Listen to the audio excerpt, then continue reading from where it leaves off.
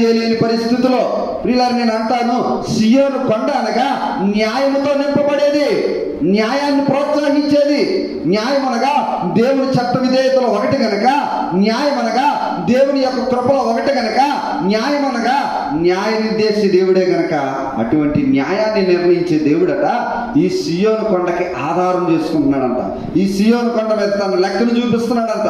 ఈ సియోను కొండలో దేవుడు తన ప్రత్యేకతను ఉంచుతున్నాడు. ప్రియమైనటువంటి వారులారా, సియోను గుమ్మము నీ దగ్గర లేకపోతే, ఆ అంతస్తు నీ దగ్గర లేకపోతే, ఆ బహుమానం నీ దగ్గర లేకపోతే నీ గుమ్మం పాడైపోద్ది. ఏమైపోద్ది చెప్పండి? ఏమంటే లోకంలో నేను అంటాను, ఎంత విలువైన గృహమైనా తన ఇంటిలో కట్టుకున్న గుమ్మం ఖచ్చితంగా ఏదో ఒక దగ్గర మన పాడైపోతుంది. కానీ ప్రభువు చెప్పే మాటలో యాకోబు నివాసముల కంటే ఈ సియోను గుమ్మం ఎంత బాగుందో. ఎందుకంటే అది దేవునికి నచ్చింది, అది దేవుడు కోరుకున్నాడు, దేవుడు అందులోనికి అడుగు పెట్టాడు. వీళ్ళరా ఇప్పుడు చెప్పండి, దేవుడు అడుగు పెట్టలేని గృహం వీళ్ళరా ఎంత బాగున్న గుమ్మం ఏం ప్రయోజనం? ఎంత విలువగా ఉన్నా ఏం ప్రయోజనం? గనక ప్రియులారా గమనించవలసిన సంగతి ఏంటంటే, 3వ మాటలో భక్తుడు అంటున్నాడు, అయ్యా నీతి న్యాయములకు ఆయన సింహాసనం ఎలాగుందంట? ఆధారంగా ఉంది ప్రభువా, ఆధారంగా పెట్టావయ్యా సియోను కొండ. ఈ దినమున గమనించవలసిన సంగతి, మనకు ఒక ఆధారం చేసుకోవాలి. స్త్రీలైన వారు ప్రాముఖ్యంగా మీరు ఏం చేయాలి? ఆధారంగా పెట్టుకోవాలి. నిజమే ప్రభువా, యాకోబు నివాసములతో నువ్వు పోల్చావయ్యా, యాకోబు నివాసముల కంటే నీ యొక్క నివాసం ఎంతో బాగుందన్నావు, ఈ గుమ్మములు నీకు ప్రియముగా ఉన్నాయన్నావు. కనుక నా గుమ్మాన్ని కూడా సియోను గుమ్మంగా మార్చు ప్రభువా, నా గుమ్మాన్ని కూడా సియోను గుమ్మంగా మార్చు. ఇక్కడ నువ్వు మార్చగలిగితే, నీ సియోను గుమ్మం వంటి ఆ స్థాయిలో నువ్వు వెళ్ళగలిగితే, ప్రభు అంటున్న మాట ఏంటో తెలుసా? నీతి న్యాయములు నిలవబెట్టే స్థానమే సియోను గుమ్మం అంట. గనుక ప్రియులారా, ఇలాంటి గుమ్మం కలిగి ఉన్నామా? ఇలాంటి గుమ్మం మానివేస్తున్నామా? అంతరంగమున ఆత్మీయ స్థితిని ఆర్పివేసుకుంటున్నామా? గమనించండి ప్రియులారా, ఏమండి ఎంత విచారకరమైన సంగతి. నీ గుమ్మం ఎలాగుంది? నీ ఆత్మీయ స్థితి అనే గుమ్మం బాగుందా? ప్రియులారా, బైబిల్ గ్రంథంలో స్త్రీల కోసం ఎంత చక్కగా వ్రాయబడింది. ప్రకటించే స్త్రీలు ఎలా ఉంటారు? వాళ్ళు ఏమంటారు? నీరసం రాదు, మనం పాడుకుంటాం, నీరస పడకుము నీరస పడకుము నీవే నాస్తి గదా, నీరస పడకుము నీరస పడకుము నీవే నాస్తి కదా, నా రక్తముతో సంపాదించి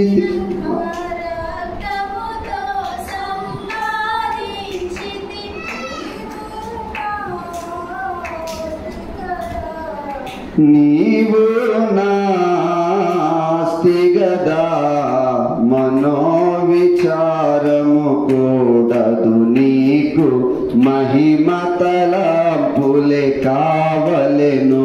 చెప్పండి, ఏం పడకూడదంట? ఇప్పుడు చెప్పండి, ఏమైపోతుంది? మనం నీరసమైపోతున్నాం, పక్కన నుండి కూడా నీరసించేలా చేస్తున్నాం. తండ్రి గారు ఎంత చక్కగా రాశారు, నీరసపడకము నీవే నాస్తి కదా, నా రక్తములో నిన్ను సంపాదించుకున్నాను, నీవే నా ఆస్తి అన్నారు తండ్రి. వీళ్ళారా, మనం ఎవరంట దేవునికి? ఆయన మన ఆస్తి, మనము ఆయన ఆస్తి. కనుక ప్రియులారా, ప్రకటించే స్త్రీలు ఎలా ఉండాలంటే గుమ్మముల వలె ఉండాలి. బలమైన గుమ్మం ఎన్నటికీ కదర్చబడదు, బలమైన గుమ్మం ఎన్నటికీ తొలగిపోదు, బలమైన గుమ్మం దేవునికి ఇష్టంగా ఉంటుంది. అలా ఇష్టమైన గుమ్మాన్ని ఎవరు ఏం చేయలేరు చెప్పండి, తొలగించలేరు. కనుక ప్రియులారా, ఈ దినము మరొక మాటలో నీతి న్యాయానికి ఆధారమయ్యేది సియోను కొండగా దేవుడు ఎంచుకుంటున్నాడు. సియోను కొండగా దేవుడు కావాలనుకుంటున్నాడు. ఇలాంటి కొండ దగ్గరట ప్రియులారా గమనించండి, అభిషేకింపబడిన వ్యక్తి కూడా నీతి న్యాయముల ఆయన సింహాసనం మీద ఆధారపడి ఏం చేయాలంట? ఎవరి మీద ఆధారపడుతున్నావు? అభిషేకింపబడ్డావు కదా, దేవుని మీద ఆధారపడకుండా మనుషుల మీద ఆధారపడుతూ మనుషుల్ని ఇంకా చూసుకుంటూ వాళ్ళేదో ఇస్తారులే వీళ్ళేదో ఇస్తారులే అని చూసుకుంటున్నామేమో. ప్రభు అంటున్నారు, అభిషేకింపబడిన నీవు నీతి న్యాయముల మీద ఏం చేయాలంట? ఆధారపడాలి. దేని మీద ఆధారపడాలి? ఏమంట? మోషే గారి దేవుడి మీద ఆధారపడ్డాడు. చేసేది మోషే గారే, కానీ చేయించేది దేవుడే. ఆధారపడింది ఎవరు?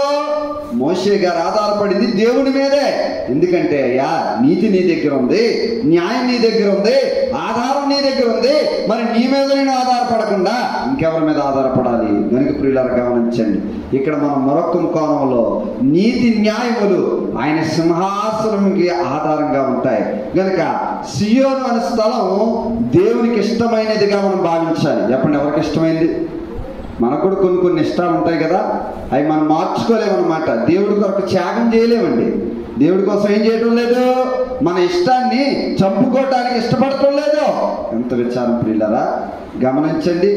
ఒక ఆయనంట, ఒక వ్యక్తి ఒక దేశంలో ప్రభువును నమ్ముకుంటే చెప్పండి, ఒక సహోదరుడు చెప్పండి, ఒక ఇస్లాం సహోదరుడు, ఒక రాజు, ఒక ఉన్నత కుటుంబం నమ్ముకుంటే వారు ఇవేవి నీకు రావు అంటే, ఈ ధనం ఏమి రాదు, ఈ ఆస్తి ఏమి రాదు, ఈ సౌకర్యాలు, ఈ సంపద ఏమి రాదు, ఒకవేళ నువ్వు యేసుప్రభువుని నమ్ముకుంటానంటే.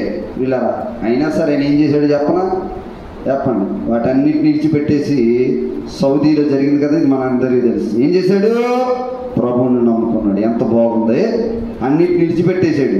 చెప్పండి, అన్ని సౌకర్యాలు వద్దనుకున్నాడు. ఎవరు నమ్ముకున్నాడు? ప్రభువుని నమ్ముకున్నాడు. ప్రియులారా నీతి ఏంటో ఆయనకి అర్థమైంది, రాజు ఎవరానికి తెలియబడింది. కనుక ప్రియులారా గమనించవలసిన సంగతి, సియోను అనగా దేవునికి ఇష్టమైనది. స్త్రీలైన వాళ్ళారా, సియోను కొండ వంటి అనుభవం నీ దగ్గర ఉండాలి.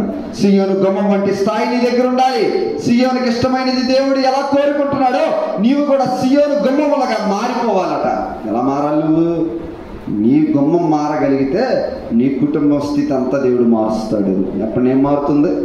మారాలి అంటే ఇప్పుడు మనం ఎవరు మారాలి? స్త్రీలు మన గుమ్మము అనగా సన్నిధి అనే గుమ్మాన్ని మార్చుకోవాలి. నీ సన్నిధి బాగుందా, నీ ప్రార్థన బాగుందా, నీ దూపం బాగుందా, ఇవన్నీ చూసుకున్నప్పుడట నీ స్థాయి, నీ యొక్క గుమ్మం ఎలాగుంటుందంటే నీ కుటుంబంలో సియోను గుమ్మంగా దేవుడు మారుస్తాడు. కనుక ప్రియులారా సియోను కొండ అనగా ప్రత్యేకత కలిగినది.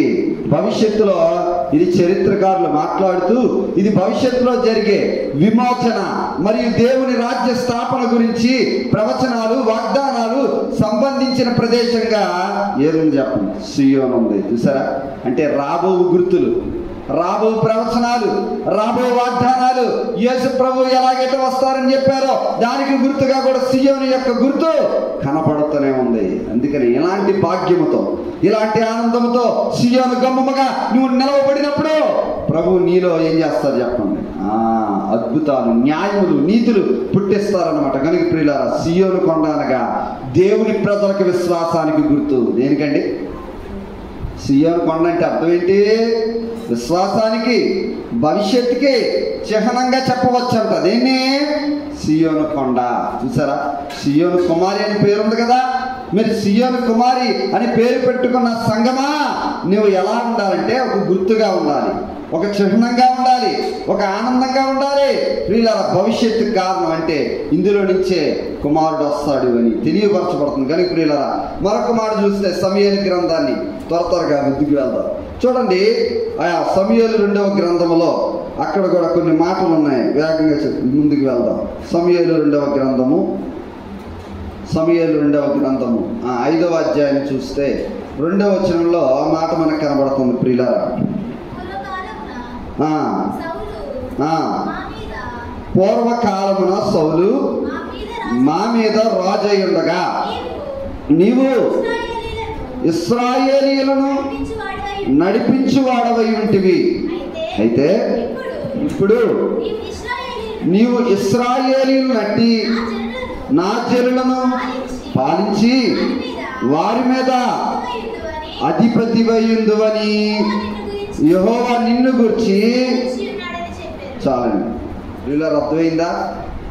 ఇక్కడ మరొక కోణంలో అభిషేకం ఏం చేస్తుంది అంటే స్వాధీనం కూడా చేస్తుంది. ఏం చేస్తుందండి? అభిషేకం ఉన్నవాడే దీన్ని ఏం చేసుకోగలడు? స్వాధీనం చేసుకోగలడు. మనం అభిషేకం ఎప్పుడు పొందుకుంటాం? బాప్తిస్మంలో ఒకసారి నీళ్ళ ద్వారా పొందుకున్న మనము పరిశుద్ధాత్మ ఏం చేయాలంట? అభిషేకం పొందాలి. ఇలా పరిశుద్ధాత్ముడి ద్వారా అభిషేకం పొందగలిగితే ఇప్పుడు దావీదు దగ్గరికి వచ్చి ప్రజలు ఏమంటున్నారు? అయ్యా ప్రభువు చెప్పారు ఎవరికి రాజుగా ఉండాలి? యోధా గోత్రానికి, యూదులకు, ప్రియులారా యోధా జనాంగానికి నువ్వు రాజుగా ఉండాలి. అని దేవుడు చెప్పాడని ఎవరి దగ్గరికి వచ్చారు చెప్పండి? దావీదు గారి దగ్గరికి వచ్చారు. ఎంత బాగుంది ప్రియులారా! అభిషేకం ఏం చేస్తుంది అంటే స్వాధీనపరుస్తుంది. అంటే ఇప్పుడు వీళ్ళందరూ వచ్చి ఎవరు ఉన్నారు? ఇంతకుముందు ఎవరున్నారు రాజుగా? అర్థం కాలేదా? ఇంతకుముందు ఎవరున్నారు? సౌలు గారు ఉన్నారు. మా మీద రాజు ఎవరున్నారు అంటున్నారు వాళ్ళు.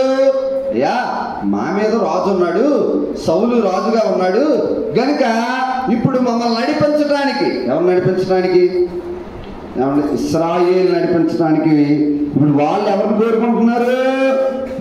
దావీదుని. చూసారా ప్రియులారా? మన సౌలు గారు కూడా ఎవరితో అభిషేకింపబడ్డాడు? చెప్పటం లేదు మీరు ఎవరు? దేవునితో అభిషేకం పడ్డాడా లేదా? ఏమంటే మరి ఇలాంటి సౌలు గారు కూడా ఏమైపోయారు? పక్కన పడిపోయాడు. ప్రియులారా, గుమ్మం సరిగ్గా బాగుండాలి. ఈ గుమ్మంలో అవతాకులు ఈ గుమ్మాన్ని కాపాడుకోలేకపోతే, ఈ గుమ్మాన్ని స్థిరపరచుకోలేకపోతే వీళ్ళ పడిపోయే స్థితిలోకి వస్తుంది. దావీదు గారట చిన్న వయసు నుంచి తను ఏం చేస్తున్నాడు చెప్పండి? తన భక్తిలోను యథార్థతలోను తన గుమ్మాన్ని పాడు చేసుకోలేదు. అందుకనే చూడండి ప్రియులారా, అలాంటి గుమ్మాన్ని కాపాడుకున్నప్పుడు ప్రభు అంటున్నారు కదా, చెప్తూ ఇశ్రాయేలు చెయ్య, నువ్వు నాకు రాజుగా ఉండాలి. ఎవరికి రాజుగా ఉండాలి? దేవుని పిల్లలకి ఒక నాయకుడు బలంగా ఉండాలి, రాజుగా ఉండాలి, ఎత్తైన గుమ్మంగా ఉండాలి. అందుకే అంటున్నారయ్యా, నువ్వు మమ్మల్ని నడిపించగలవు. ఎవరు నడిపిస్తావు అంటే దీని అర్థం ఏంటి? సౌలు సరిగ్గా నడిపించలేదనే కదా. ఏమండి ఇప్పుడు మనం చదువుకున్న వాక్య భాగంలో నడిపించి వాడవై ఉంటివి అంటే అర్థం ఏంటి? ఇంతకు ముందు సౌలు ఏం చేయలేదు? సరిగ్గా నడిపించలేదండి. ప్రియులారా, చిన్న మాట చెప్తాను. గొలియాతు సమయంలో సౌలు నడిచాడా? అర్థమయ్యే భాషగా గొలియాతు ఎదురుగా ఉన్నాడు, సౌలు ఎందుకు నడవలేకపోయాడు? అయ్యో, రాజు కదా, రాజు ముందుండి నడిస్తేనే సైన్యం కూడా ఏమవుద్ది? వెనకాతలు వస్తుంది. ప్రియులారా గమనించండి, స్వాధీనం చేసుకోలేకపోయాడు, భయపడిపోయాడు. నేను నెగ్గలేనేమో అనుకున్నాడు ఆ భారాన్ని చూసి, ఆ భయాన్ని చూసి. కానీ ఎక్కడో ఉన్న దావీదు ఏం చేశాడు? నడిచాడన్నమాట. ఈ నడక దేవుడికి నచ్చింది. దేవుడి స్తోత్రం చెప్పండి. దేవుడికి నీ నడక నచ్చితే, దేవుడికి నీ నడక నచ్చే విధానం బాగుంటే ఎలాంటి స్థితుల్లోనైనా నిన్నేం చేస్తాడంటే ఎత్తైన చోటులో కూర్చోబెడతాడు. ఇప్పుడు దావీదు పొలంలో నుంచి వచ్చాడు, మందలో నుంచి వచ్చాడు, కాచుకునేవాడిగా వచ్చాడు. ఇలాంటి దావీదు ఇప్పుడు నడిపించడానికి దేవుడు సిద్ధం చేస్తున్నాడు. కారణం ఏంటో చెప్పనా? గుమ్మం పటిష్టంగా ఉంది, గుమ్మం పాడవలేదు, గుమ్మం ప్రార్థనలో ఉంది. ఏ గుమ్మం ఇది? ఇంటికి పెట్టుకునే గుమ్మం కాదు, మన శరీరానికి ఉండే గుమ్మం, మన శరీరానికి ఏర్పాటు చేసుకునే గుమ్మం, ప్రార్థనతో నిత్యం ఉండే గుమ్మం, అభిషేకంతో ఎత్తుగా ఎదిగే గుమ్మం. ఇలాంటి గుమ్మాన్ని కాపాడుకున్నప్పుడట ప్రియులారా, అనేకుల మీద దేవుడు నిన్ను నడిపించడానికి ఏం చేస్తాడు? వాడుకుంటాడు. లేదు, నేను నడవలేను ప్రభువా, నేను నడిపించలేనయ్యా, నా ఎదుట ఉన్న భారం నాకు ఎదురుగా ఉంది కనుక నేను నడవలేను అంటే దేవుడు ఆ స్థానం నుంచి తప్పించేస్తాడు. గమనించండి ప్రియులారా, అభిషేకం దేన్నైనా ఏం చేయగలదు? స్వాధీనం చేసుకునేలాగుంటుంది. కనుక ఇప్పుడు చెప్పండి, దావీదు గారు ఏమైపోయారు? స్వాధీనం చేసుకునే దగ్గరికి వచ్చేసారంట. దేవుడి వాక్యంలో చూస్తే చూడండి, ఇక్కడ మనం చదివిన వాక్య భాగంలో ఏం చదివామండి? 5:2 పూర్వకాలమున సౌలు మా మీద రాజు అయ్యుండగా నీవు ఇశ్రాయేలు నడిపించేవాడు ఏంటివైతే ఇప్పుడు నీవు ఇశ్రాయేలును నట్టి నాజులను పాలించి వారి మీద అధిపతివయ్యుందు అని యెహోవా నిన్ను గురించి సెలవిచ్చి ఉన్నాడని చెప్పి నిజామండి. ఏమంటే ఇక్కడ బాగా గమనించవలసిన సంగతి ఏంటయ్యా అంటే, సియోను అనే మాటను మనం ధ్యానిస్తున్నాం కదా. దావీదు సియోను దావీదు నగరంగా కూడా పిలిచేవారు. సియోను ఎలా పిలిచేవారు? ఎంత బాగుందండి. ఇందాక సియోను అంటే అర్థం ఏం చెప్పాను? కొండ. సియోను కొండ మీదకి ఆయన ఏం కురిపించాడు అంటే హెర్మోను మంచు. వీలైతే వచ్చేవాళ్ళం దీనికోసం ధ్యానం చేద్దాం. హెర్మోను మంచు అంటే ఏంటో ప్రియులారా. ఇప్పుడు సియోను అంటే అర్థం ఏంటి? పరిశుద్ధత కలిగింది, న్యాయానికి ఆధారం చేసుకుంది, తన గుమ్మాన్ని కాపాడుకుంది, యాకోబు నివాసముల కంటే దేవుడికి నచ్చే విధంగా నడుచుకుంది. మనం ఎలా నడుచుకుంటున్నాం చెప్పండి. ఎవరికి ఆయనకి నచ్చితేనే మనం ఉంటాం, ఆయన నచ్చితేనే వెళ్తాం, నచ్చితేనే జీవిస్తాం. ప్రియులారా గమనించండి, ఈ సియోను గుమ్మం దేవుడికి నచ్చినట్టుగా నడుచుకుంది. ఎవరికి నచ్చాలంట? దేవునికి నచ్చినట్టుగా నడిస్తే ఈ గుమ్మం కొండ మీద ఉంటుంది కానీ కింద ఉండదు. ప్రియులారా గమనించవలసిన సంగతి, ఈ అభిషేకం ద్వారా, దావీదుకి వచ్చిన అభిషేకం ద్వారా, దావీదుకి వచ్చిన పట్టాభిషేకం ద్వారా దేవుడు తోడై ఉన్నాడా లేడా? కింద వచ్చిన చదవండి 10వ వచనంలో ఎంత బాగుంటుంది అక్కడంటే చూడండి. 5వ అధ్యాయం 5వ వచనం. దావీదు ఎలా అయిపోయారంట? భక్తుడైన దావీదు గారు అంతకంతకు వర్ధిల్లాడు. సైన్యములకు అధిపతి యెహోవా. చాలండి, ఎంత బాగుందండి. ఎవరికి తోడుగా ఉన్నాడు దేవుడు? దావీదుకి తోడై ఉన్నారు. ఇప్పుడు మీరు అడగాలి, దేవుడు దావీదుకే తోడై ఉంటాడా, మాకు కూడా తోడుగా ఉంటాడా? నిజాయితీగా చెప్పండి, దేవుడు మనకు కూడా తోడుగా ఉంటాడా? మరి ఉంటే మనం ఎందుకు ఎలా ఉంటాం? ఆలోచన చేశారా? అపార్థం చేసుకోవాలి. అలా ఉండాలి అంటే దేవుడు నీకు ఎప్పుడు తోడుగా ఉంటాడు. కానీ దావీదు వంటి నడిచే స్థితి నీలోనికి రావాలి. చెప్పండి, ఏ స్థితి? యాకోబు గుమ్మాలను కూడా ప్రక్కన పెట్టి, యాకోబు నివాసాన్ని కూడా ప్రక్కన పెట్టి, ప్రియులరా దేన్ని ఇచ్చించాడు దేవుడు? సియోను కొండతో, సియోను యొక్క గుమ్మములారా మీరు నాకు ప్రియముగా ఉన్నాయి, ప్రీతికరంగా ఉన్నారు. చూసారా, ఇలాంటి అనుభవంలోని మీరు వచ్చినప్పుడట దేవుడు ఎన్నటికీ ఎప్పటికీ తోడే. ఆయన కష్టంలోనూ తోడుగా ఉంటాడు. ఏమండే, ఎలాంటి పరిస్థితుల్లో నువ్వు నిందించినా, నువ్వు దూషించినా ఆయన నీకు ఎప్పుడు తోడుగానే ఉంటాడు. కానీ ఈ తోడు నీకు ఎత్తైన చోట్లోనికి ఎప్పుడు తీసుకుని వెళ్తుంది అంటే, ప్రియులరా ఎలాంటి అనుభవంలోనికి వచ్చినప్పుడు భక్తుడు అంటాడయ్యా, నడిపించడానికి ఆయన ఏమైపోయాడు? సిద్ధమైపోయాడు చిన్న వయసులో నుంచే. గనుక ప్రియులరా ఇక్కడ దావీదు అనగా చూడండి, సియోను అనగా దావీదు నగరంగా కూడా పిలిచారు. మొదటి రాజుల గ్రంథాన్ని ఒకసారి చూస్తే ప్రియులరా ఈయన పురాన్ని ఎలాగుందో, ఈయన పురం ఎలాగుందో అనేది మనకు అర్థమవుతుంది. మొదటి రాజుల గ్రంథము 8వ అధ్యాయం చదువుకొని ముందుకు వెళ్ళిపోదాం దేవుని వాక్యము. మొదటి రాజుల గ్రంథము 8వ అధ్యాయం 1వ వచనం. అప్పుడు సియోను, చూడండి, అప్పుడు సియోను అను దావీదు పురములో నుండి యెహోవా నిబంధన మందసమును పైకి తీసుకుని వచ్చుటకు యెరూషలేము నుండి రాజైన సొలొమోను ఇశ్రాయేలీయుల పెద్దలను, గోత్ర ప్రధానులను అనగా ఇశ్రాయేలీయుల పితరుల కుటుంబములను పెద్దలను. చాలండి. ఇప్పుడు మనం చదువుకున్న మొదటి వచనంలో అప్పుడు సియోను అని దావీదు పురములో, ఏ పురం అంటండి? ఏ పురం వచ్చింది దీనికి? సియోను దావీదు పురం. ఎంత బాగుంది. సియోను పురం అనాలి కానీ ఏ పురం వచ్చేసింది? ఏమంటే ఎక్కడ విచిత్రంగా ఉంది. కొన్ని ఊర్లకి కొన్ని పేర్లు పెట్టుకుంటారు, మరి ప్రత్యేకంగా కనబడతాయి కదా. కొన్ని ఊర్లు మనిషి పేరుతో పిలవబడతా ఉంటాయి. వారు ప్రత్యేకంగా కనబడినప్పుడు, వారి ఆధిపత్యాన్ని బట్టో, వారు చేసిన సేవను బట్టో కొన్ని ఊర్లు వారి పేర్లే ఊరికి ఏమైపోతాయి? పేర్లుగా మార్చబడతాయి. వీళ్ళరా ఇప్పుడు ఎంత ఆశ్చర్యంగా ఉంది. సియోను పురం ఏ పురంగా మారిపోయింది? దావీదు పురంగా మారిపోయింది.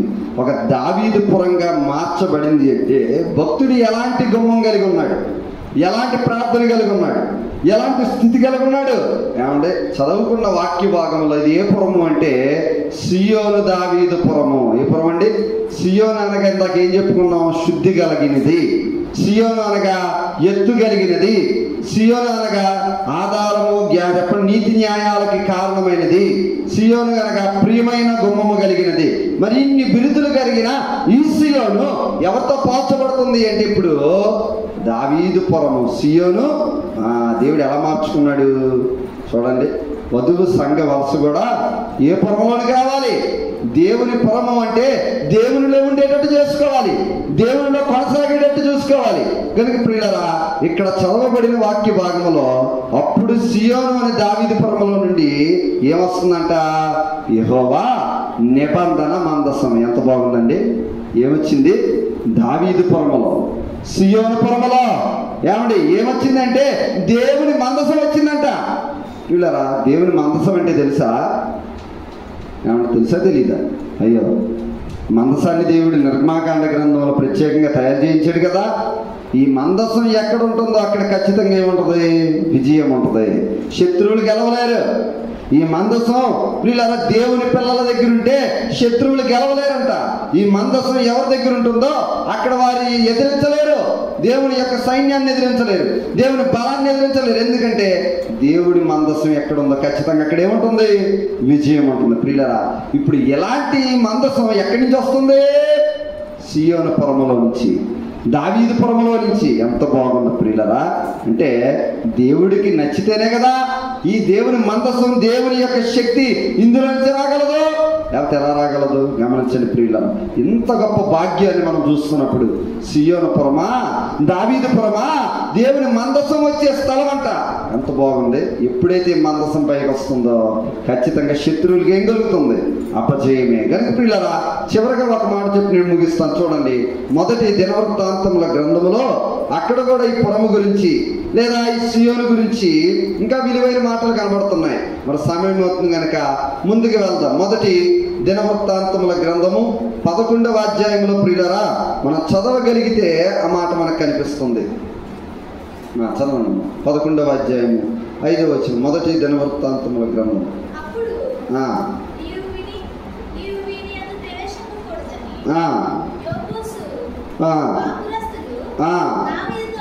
దావీదుతో అనగా దావీదు, చూడండి, దావీదు పట్టణమడబడిన సియోను కోటను. చాలండి, అర్థమైందా మీకు? 2 పదాలు వాడబడ్డాయి. దావీదు ఏ పట్టణాన్ని పట్టుకున్నాడు? దావీదు పట్టణాన్ని, అంటే సియోను పట్టణం. దావీదు గారు దేన్ని పట్టుకున్నారంట? సియోను పట్టణాన్ని పట్టుకున్నాడండి. ఎంత బాగుంది! పట్టుకోవాలంటే ఏం కావాలి మనకి అంటాం కదా, పట్టుకునే బలం కూడా లేదండి. బలం ఉండదు. దేవుడి కొరకు వాడబడకపోతే, దేవుడి కొరకు సమయాన్ని ఇవ్వకపోతే, దేవుడి కొరకు సరైన గుమ్మంగా నడవకపోతే, దేవుడిని ఆధారం చేసుకోకపోతే నీ చేతులు పట్టుకునే శక్తిని కూడా కోల్పోతాయి. ఎప్పుడు ఏమైపోతాయి? ఈ చేతులు పట్టుకునే బలాన్ని కూడా కోల్పోతాయి. గమనించండి ప్రియులారా, యవ్వనస్తులు కూడా ఈ దినమున పట్టుకోలేని వారిగా మారిపోతున్నారు, పట్టుకోలేని స్థితిలోకి వచ్చేస్తున్నారు. కానీ దావీదు అంటున్నాడయ్యా, ఈ దావీదు పట్టణాన్ని పట్టుకుంటున్నాడు. దావీదు పట్టణం అనగా దానికి ముందున్న పేరేంటి? సియోను పట్టణమా. ఈ సియోను పట్టణంలో ఎవరున్నారయ్య అంటే యోబుసీయులు ఉన్నారు. దేవునికి వ్యతిరేకమైన వారు యోబుసీ ఉన్నారు. అంటే ఎవరు వీళ్ళు? వ్యతిరేకమైన గోత్రం, వ్యతిరేకమైన జనాంగం.